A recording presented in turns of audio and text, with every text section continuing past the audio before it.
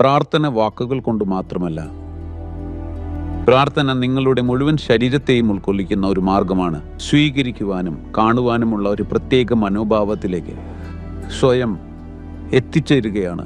യഥാർത്ഥത്തിൽ നമ്മുടെ സാന്നിധ്യം ഇവിടെ വളരെ ചെറുതാണെന്ന് തിരിച്ചറിയുന്നതാണ് പ്രാർത്ഥന. ഈ പ്രപഞ്ചത്തിൽ നിങ്ങളൊരു ചെറിയ മണൽത്തരി മാത്രമാണ്.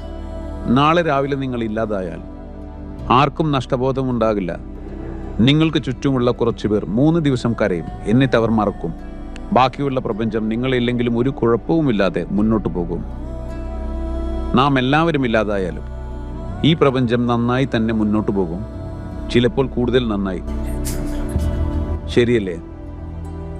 മനുഷ്യൻ അവൻ്റെ ഉള്ളിൽ സൃഷ്ടിച്ചിരിക്കുന്ന താൻ വളരെ പ്രാധാന്യമുള്ളവനാണെന്ന ചിന്ത നിങ്ങളത് മാറ്റിവെച്ചാൽ നിങ്ങൾ പ്രാർത്ഥനയിലാണ്.